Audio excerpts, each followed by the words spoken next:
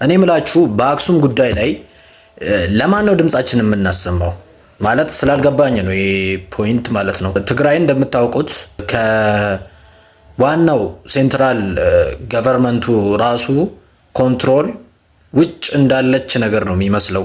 ማለት በራሳቸው ነው ሁሉንም ነገር የሚወስኑት። የሀገሪቷን ህገ መንግስት እንደ ህገ መንግስት ተቀብለው እየተዳደሩ ያሉ ማህበረሰቦች አይደሉም።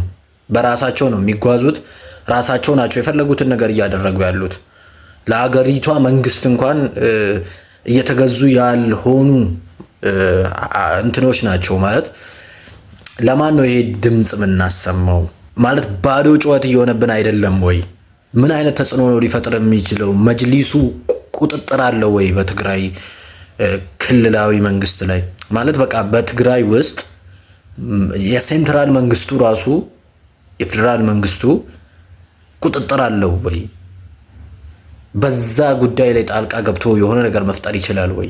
ብዙ ጊዜ መሪዎቹ ሲጠየቁ፣ አሁን ያለውም ሆነ ከዚህ በፊት የነበረው ሲጠየቁ የሰጡት ምላሽ እናንተ እንደምታውቁት የራሳቸውን ጉዳይ በራሳቸው ይፍቱ፣ የውስጥ ጉዳያቸው እንደሆነ ነገር ነው እየተነገረ ያለው እና ድምጻችን ለማን ነው እያሰማን ያለ ነው?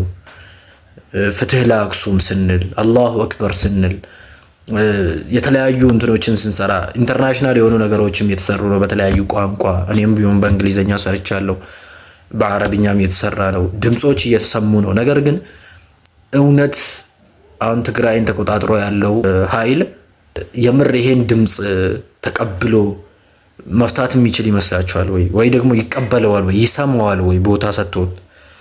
ያ ነገር ነው ጥያቄ የሆነብኝ። እስኪ እናንተ ይህን ነገር ምላሽ ሊሰጥ የሚችል ሰው ካለ ይህ ቪዲዮ ላይ ሜንሽን አድርጉት፣ ወይ ዱዊት አድርጋችሁ በዚህ ቪዲዮ ላይ ምላሽ ብሰጡኝ ብዬ አስባለሁ። ለማን ነው ድምፃችንን እያሰማን ያለ ነው? የምርስ ድምፃችንን ይሰሙታል ወይ? ጆሮ ይሰጡታል ወይ? ተጽዕኖ መፍጠር ይቻላል ወይ? በምን ያህል መንገድ? ማን ላይ ነው ተጽዕኖ የሚፈጠረው? ያን የትግራይን ክልል የተቆጣጠረውን ኃይል ላይ ነው ተጽዕኖ የምንፈጥረው ወይስ የሀገሪቷ መንግስት? የሀገሪቷ መንግስት ከሆነ ይሄን ነገር እንደማይደግፈው በግልጽ ተናግሮታል። ግን ደግሞ በተግባር ይሄን ነገር ላይ ጣልቃ ገብቶ መቀየር ይችላል ወይ? ይሄ ነው ትልቁ ጥያቄ። ሰው ምላሽ እስኪ ምን ያህል ብንሰራ ምን ያህል ተጽዕኖ መፍጠር እንችላለን? አብዛኛው ሰው ቪዲዮ ሲመጣለት ስክሮል የሚያደርገው ለዛ ይመስለኛል።